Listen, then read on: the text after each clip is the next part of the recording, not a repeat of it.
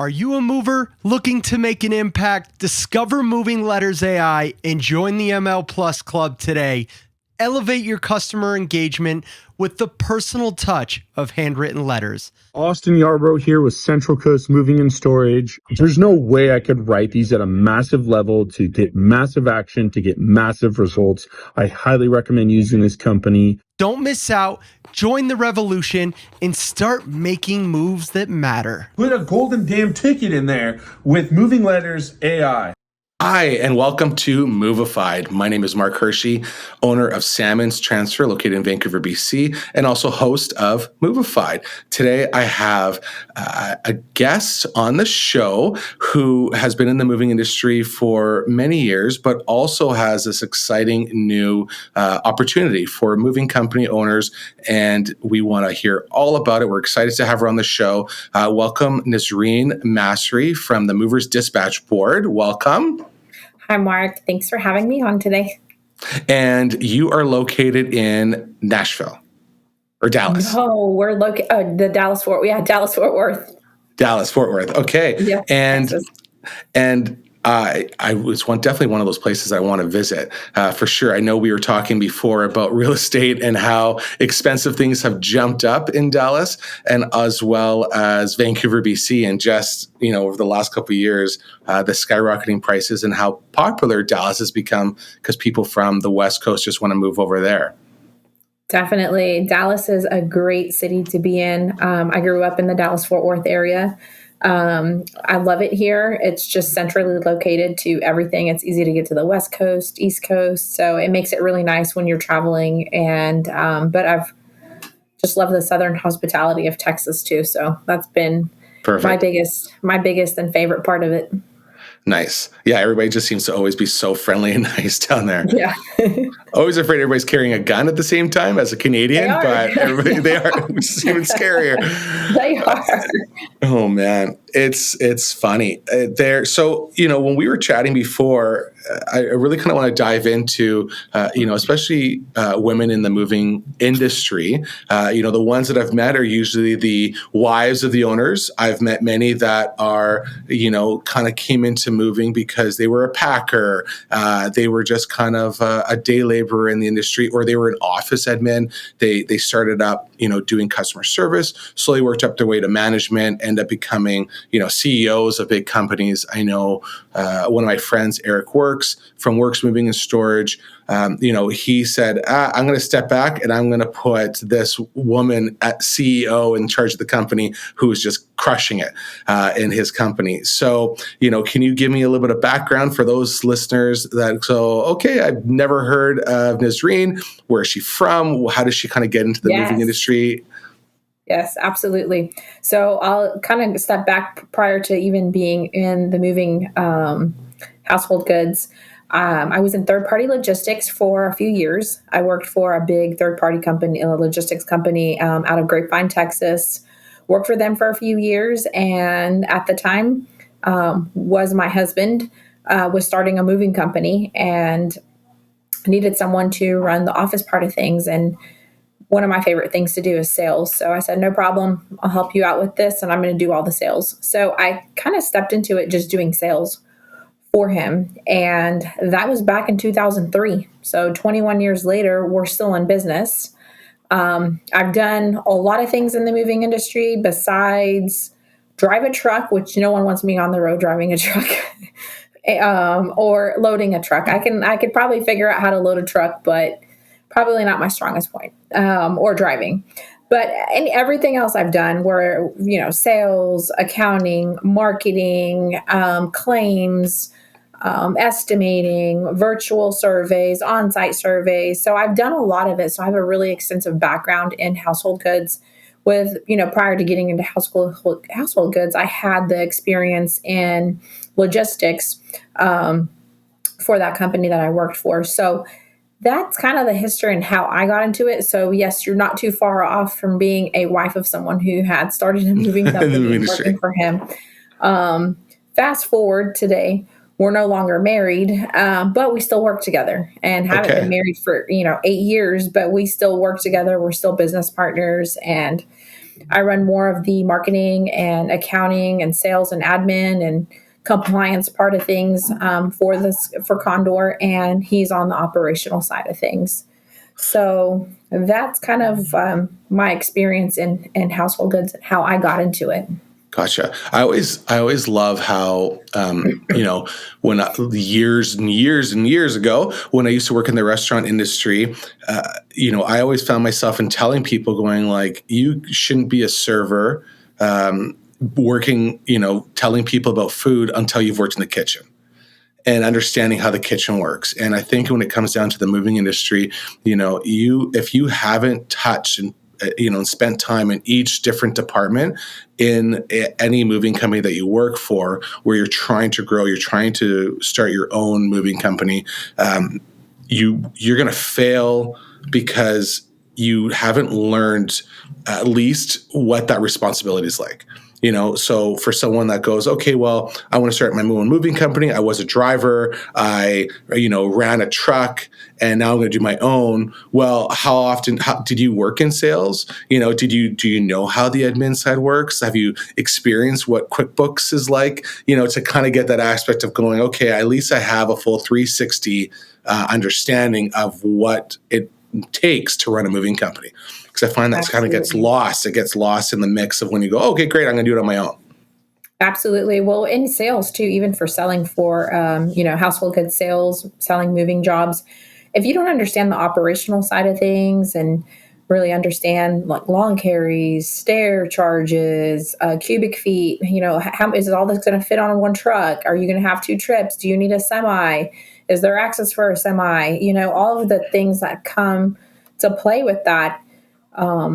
It's hard to sell if you don't understand the big picture. Totally. It's not just, oh, here, we're going to just show up and move you. We're just going to load up your stuff. So, with Condor, we mostly do interstate. So we do local as well, but it's a small portion of our business. Most of it's interstate moving. So there's a lot of planning and coordinating and knowing what's happening on the ins and outs and, properly preparing a shipment to get it moved. So, you're absolutely right. So it's hard to sell something when you don't understand the whole core foundation of the operation.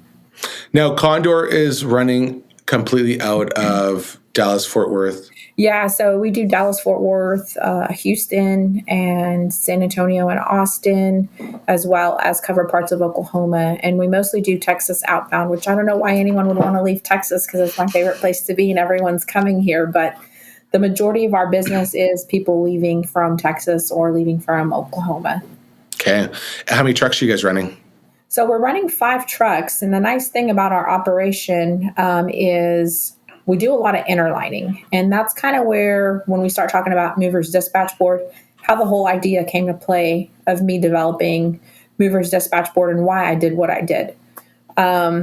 Our business model is based on a lot of interlining. So we do all of our pickups and we bring everything in. And then when we're not able to satisfy the destination services, we'll interline with other carriers, like moving companies that are running a truck. They may be based out of California and have a truck in the Dallas-Fort Worth area. They'll come pick up the load and interline on our behalf to fulfill the destination services portion of the move.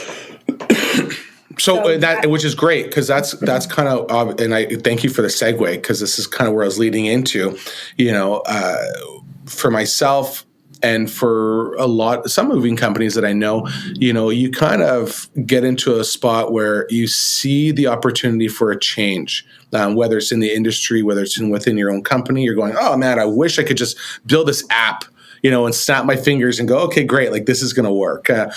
Sometimes I wish that we had something for, working with other carriers and how can I communicate with another moving company when I have a shipment or a delivery without having to like track them down on Facebook, whether it's, finding them through an email.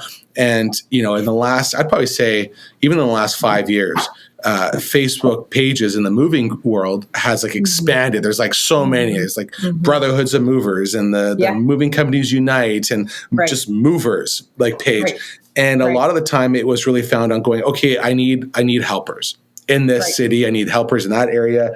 And you post on there and away you go. But I found that unless you were part of a van line, you didn't have that capability. And so I've checked out the Movers Dispatch Board website, and I want you to talk a little bit about that. What made you then turn around and develop it? Like, is it a costly price to put something like that together? Did you have like developers you kind of Absolutely, run very down costly. and very costly? I developed from scratch. So this was not like a cookie cutter platform where I was like, oh, hey, I found this somewhere and I bought this off some website. I developed from scratch. The whole user experience, it took me about a year to put together how the flow of the load board would be, how the user would post a load, how the user would find loads, all the different functions and features that are available on the load board today, which are changing every month. Every month I've released a new feature on there and we're continuously building onto it. But the reason why I developed Movers Dispatch Board is being in the moving industry for 21 years, I found a need for this. We, as Condor, interlined with a lot of companies, but how did we find them? It was like, oh, hey, Joe knows this guy and Bob knows this guy. Oh, call this guy. Oh, this guy might have a truck, or you just got on Google and searched for someone in that area and tried to, find someone. And it was just very archaic. And then there's all these other load boards like DAT, 123 load boards, all these other load boards that are available for freight. But why didn't it exist for the moving industry was kind of beyond me. And so that's kind of when I finally said, you know what, I'm going to do this. I'm kind of a technology nerd, love technology, use technology anytime I can rely on it where I don't have to use my brain. So it made sense for me to just take the plunge and do it. It's been very costly, but very rewarding at the same time, because I kind of look at it and I think about, this was just, I've got some papers somewhere in a notebook where I just literally started putting the architecture of Movers Dispatch Board together. It did help that I had been in the moving industry for a long time. I couldn't have been just a software person saying, you know what, we're going to develop this. Because yes, maybe as a software person you can develop, but I kind of saw the struggles of the day-to-day that we, encountered and stuff. So that really helped developing what would be good features to have. What could I say, you know what, I'm not going to develop this now because it's too costly, but we can do it in code. So that was really beneficial. Movers Dispatch Board has been probably one of my favorite things that I've done in my career, just because it was something that I got into that I knew a lot about, but then at the same time, I'm not a developer. I can code in some languages, but not in, we coded in PHP. I can code in HTML, so different language, but it was meant to help businesses that are not part of the van line network with other movers, so you can interline, you can have a company service a load on origin services or destination services, or if you're a broker, which I know brokers have not the best names in the moving industry. If you're a broker and you have jobs that you're booking and you want to put them on the load board, you can post them on there and have movers you satisfy the moves for you. Okay. So I sat through a demo with Movigistics that was basically pumping out a new load board. Like they're doing a similar exact setup as you are. And, some of the questions and conversations that I had was, okay, I'm a moving company, right? I want to be part of this. I am independent. I'm not part of a van line. And I want to be able to put these jobs that I have going on. So I'm in Canada, so I'm just going to try and use a lot more U.S. states, right? Sure. So I have a shipment that's going from L.A. to Scottsdale, right? My moving company's in L.A. I want to have this shipment sent out to make sure it's been taken care of. My customer is moving to Arizona, and I see on the Movers Dispatch Board, it's free to sign up to kind of put something up on there to a certain point, and we can talk about the different aspects of it. But I really want to try you guys out. So sure. I'm going to go on there. I'm going to create myself an account, and I'm going to what's the next step? Like I put everything else in there, and is there a way for me to see what other companies are out in Arizona? If there's someone that's going to be able to come and take my shipment, like how does it work when using your software or your the website Sure. application to vet the company that's going to take it? We hold ourselves to great standards. So is that company that's going to take that shipment holding to great standards? Is there a way for them to understand what the rate is? Like, is there a negotiation? And also, I'm hitting you with a bunch of questions. So let's just start with how do I vet out the company, and how do I find out, like, am I going to get service? Like, is there a timeline that kind of says no one's responded in 24 hours? You're screwed. Go find someone else. Like, how does that work on your guys' website? Absolutely. So the process is when I'll kind of go back a little and just kind of try to answer most of the questions that you asked me. And if I forget one, then just, let me know. So the process of creating a subscription, prior to January of this year, I didn't have any free plans. It was all on a 30-day free trial. Setting up a marketplace is actually a very challenging thing, which I know Movified just launched theirs last month or something, just a few weeks ago. Building up a load board is like a marketplace. For a marketplace to really thrive and do really well, you've got to have mass users. So let's say you start off with a load board and you have 10 users. It's not going to work. It was very easy to sell Movers Dispatch Board to people. Not hard at all, but I'm a great salesperson. It's a great concept and a great idea. But for it to really thrive and to really, really do well, you have to have mass users on there. There's got to be a bunch of people on there. You've got to be able to reach the right person at the right time when they have the right truck available. So the main goal is to have as many vetted users on there. Number one, they've got to be licensed. So what we've just recently launched is our integration with FMCSA. So when someone puts in their DOT number, it automatically pulls what's on DOT's website from Safer Web onto the company profile. So if they're not licensed to operate, it's going to have on there that they're not active. So you'll instantly know if someone's interested in a load that you've posted. You just go to their company profile and you'll be able to see whether they're licensed or not.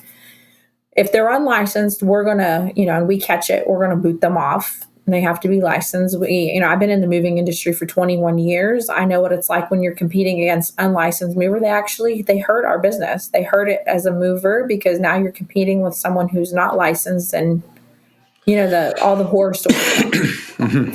So the number one goal is for us to have reputable, good movers on the load board. Obviously, I can't, say everyone's going to do an amazing job. Our goal is to put as many movers on there that are licensed, that we can see on FMCSA are licensed, and they're licensed to haul household goods, and so they're all active with DOT. How many people do you guys have currently right now subscribed? So we're close to 300 users right now, and that's 300 companies. The nice thing about our load board is we don't charge per user. So if you're a company and you guys get on Movers Dispatch Board, you can have 50 users and we're not going to charge you extra. So you can have unlimited users, which makes it really nice because we want you to onboard your drivers. And then obviously whoever's creating the profile is more than likely going to have people in operations that are doing certain tasks. So once you've created a profile and you get on the load board, we created our free subscription because the number one goal, we changed it from 30 days free to our free basic plan. The reason why I did that was we want to get as many loads on there as possible. Yeah. And I want to incentivize people to actually use it to put their loads on there, because to have a successful load board, you've got to have loads. If you don't have loads, it's not going to be successful. People aren't going to come back. They have no benefit of paying you for something that doesn't work. No one's going to do that. That's just not smart.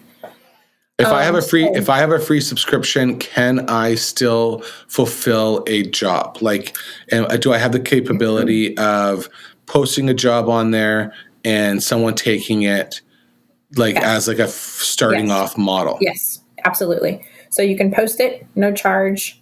Someone can satisfy the load, no charge to you. The person who's paying is the person who's receiving the load. They're paying for a subscription.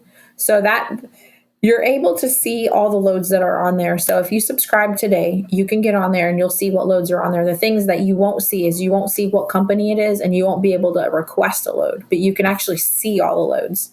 The reason why I did that is because I don't want people to pay us if it doesn't benefit their business.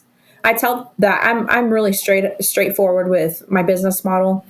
I don't want to have a company pay for something that they can't use. It makes no sense. They're gonna discontinue, and then it's gonna take 10 times as much to try to get them back. So if it's beneficial for you, sign up and pay. Pay for the loads that you're receiving. If you don't find anything on there, just stay connected. You can still you can post your trucks too. So if you're running a truck, for example, if you're running a truck from Vancouver, let's say y'all are headed down to LA, if you run into the US, you can post a truck at no charge. There's no catch to that whatsoever. So you just post a truck that, hey, I've got a truck in this area. So I've really tried to make it as user-friendly as possible to, obviously, I still have to make money somehow, but to try to incentivize people for posting loads to help people that actually need the loads. There's movers out there. But I like that, though, because I love the fact that you have taken the time to think about, okay, like, what do movers, especially moving company owners, want to see, right? And we get so hit with so many subscriptions. I mean, every day someone is emailing me or calling me going, okay, sign up for this and here's your subscription. Yeah. You don't know sometimes if it even works. And then at the time, like I'm paying monthly, I might get like one lead or I might get like one benefit out of it. And you're going, man, is it really worth it?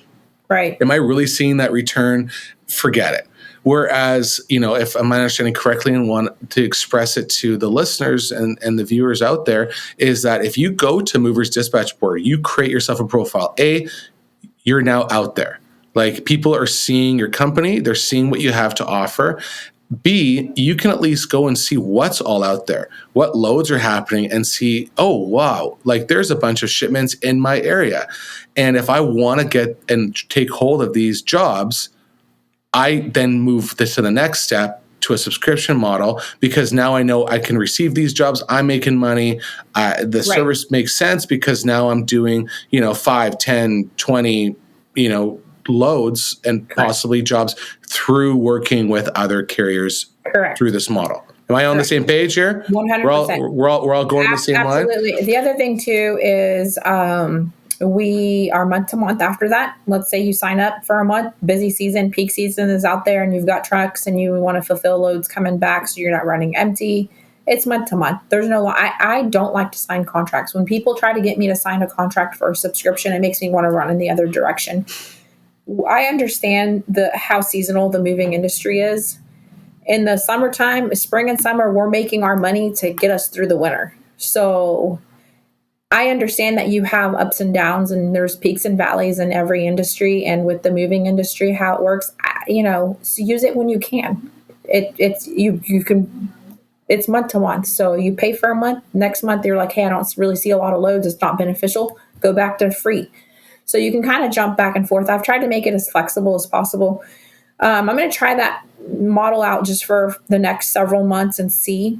We were on the other side. We were on the other subscription setup where it was a 30-day free trial for the first year, and then I switched it up. We may switch it up later again, because the number one goal is to have as many users as possible. So we need to capture as many moving companies. And I talk to people all the time. I'm like, just sign up. It's free. You don't even need a credit card for the free thing. We do verify that you're an actual user.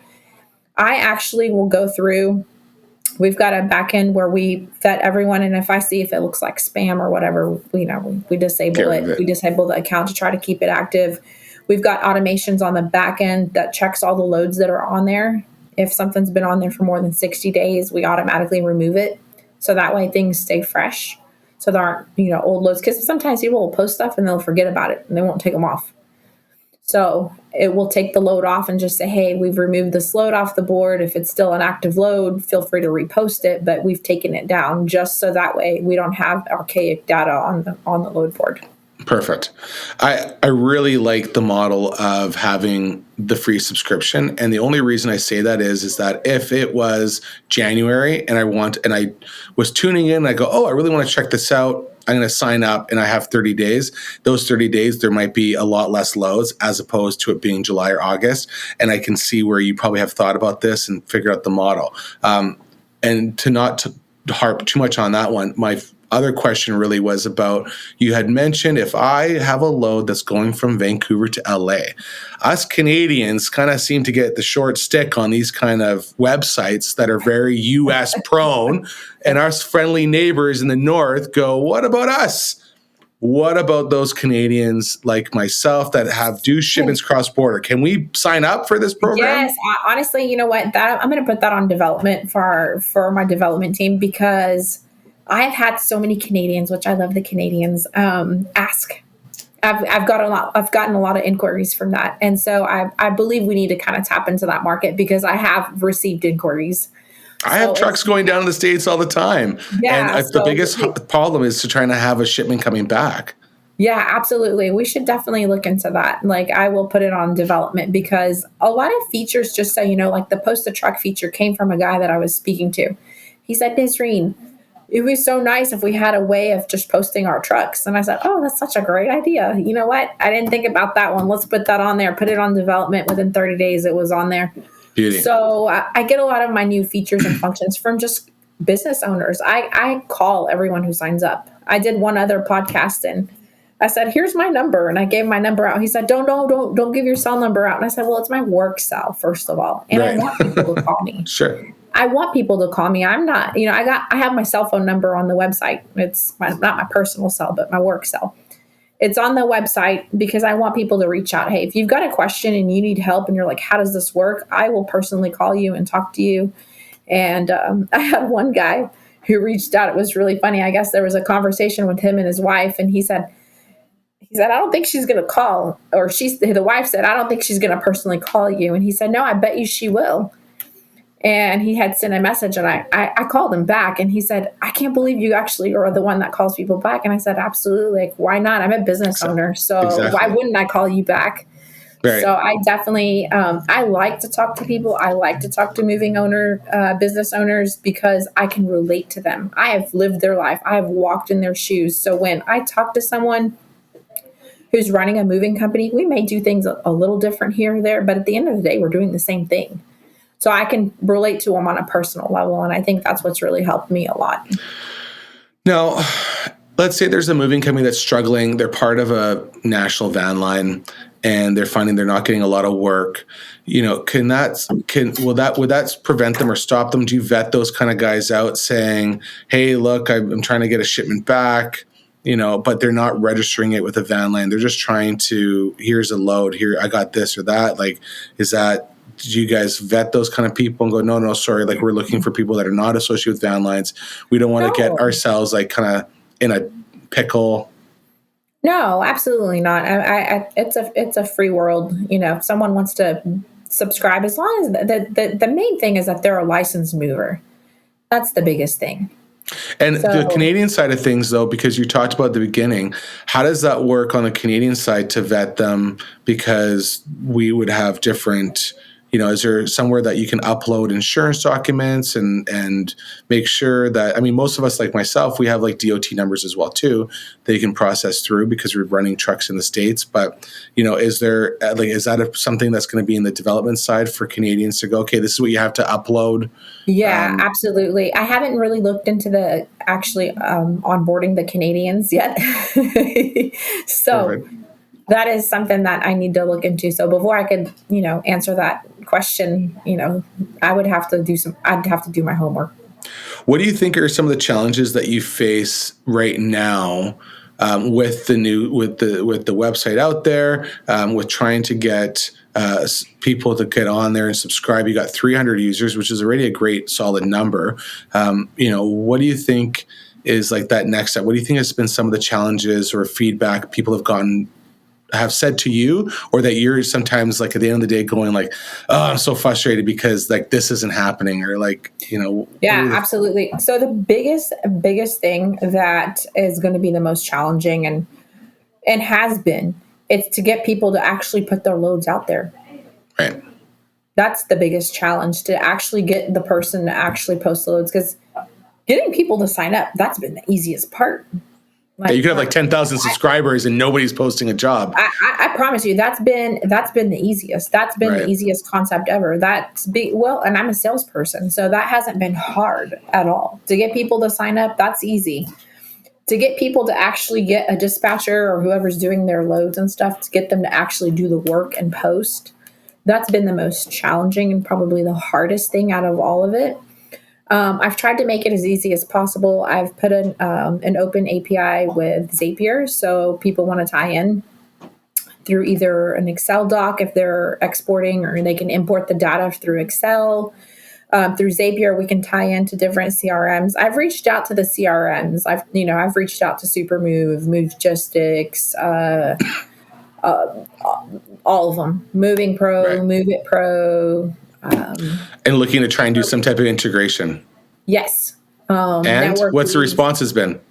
So a couple, I've have two that are like, okay, we're going to do it, but it hasn't been on their priority. And my big thing is like, okay, if I get asked all the time, what CRM do you recommend a CRM? So I told the CRM providers, like, partner with me, do the connection with me. I have a lot of referrals I can send your way, because not all of the companies out there, believe it or not, are using CRMs. I've talked to people that are just kind of in the starting phase of things, who don't have a CRM yet, or maybe not super tech savvy, that are doing things the old school way. Mm-hmm. But, I think tying into some CRMs would be great, but we've got the Zapier open API for the workflow automations available out there. So we already developed that. We already did the Excel. So I'm trying to make it as easy as possible. Another thing we've do you hear that, CRM companies out there? Get out there. What's the deal? Nisrine wants to connect with you guys. Come on. I want the connections. Yeah.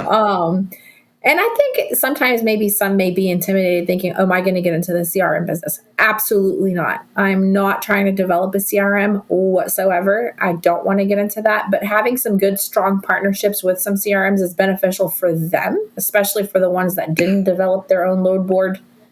That could tie into. I personally think load boards are huge. There are companies that I personally know and that I've worked with where they have lots of franchises out there, and it's spread out, and they might have like their own CRM system that integrates to go, okay, like these guys are doing shipments here, these guys are doing shipments there. But if you could have a load board that was integrated with the CRM, and I know Movigistics is go following that suit and doing it.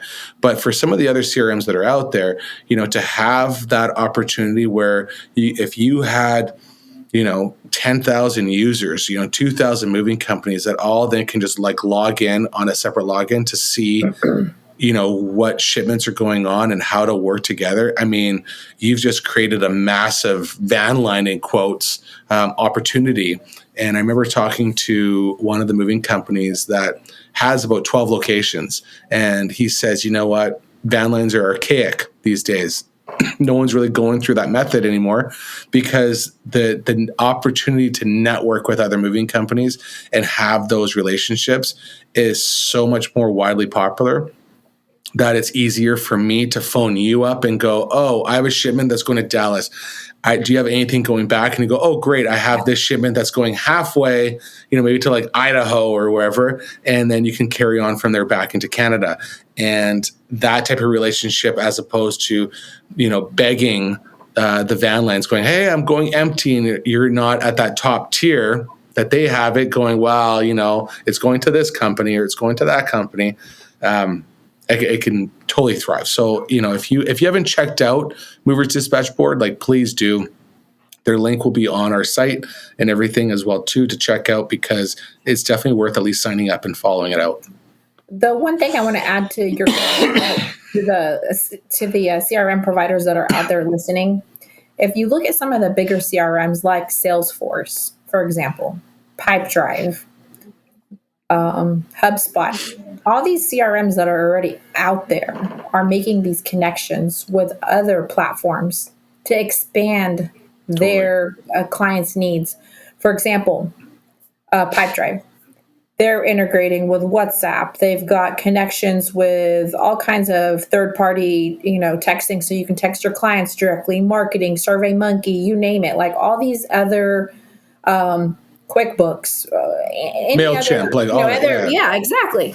So the concept I'm bringing to them is not something that's not, it's not something that's new. It's happening on the CRM side outside of the moving industry. So basically what you're doing is you're providing your client with a connection to help enhance their business. It just makes your CRM look that much better, So I'm not providing something that's not already a proven, business model. It works. It's out there already. Right. Excuse me. Got hit with a tickle in my throat before we started. Looking into the future, I'm going to ask you a two-parter because I really always love asking this question.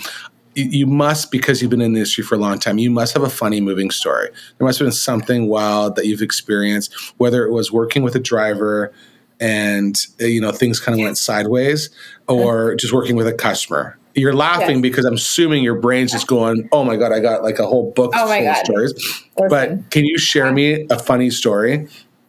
Okay, the funniest story. This is a funny one. So we had a client that moved from Dallas in the Highland Park area. Super wealthy couple, older couple. And this is the story that I will never forget. I was young. I was in my early 20s. I was probably maybe like 26, not 26 anymore. Wait, I thought you were 26. I thought you were 26 when you came on the show. I act like I'm 26 sometimes, but okay. So client calls, we're booking this move. I think it was like a $15,000, $20,000 move. It was pretty big, full pack, like everything, Persian rugs, grand pianos, fine art, you name it. I mean, it's just all high end everything. So, I'm setting up the move. I did the sales, I booked the job. So the client's wife was very adamant about being on the contract before they signed everything.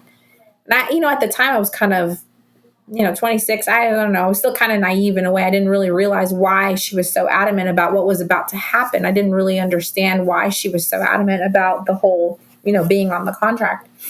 So I was like, okay, no problem. Because I had sent it out. And she said, we're not signing. Like, my name's got to be on here. Okay. Like, fine, I'll put your name on there. This lady's being sensitive. So put her name on there.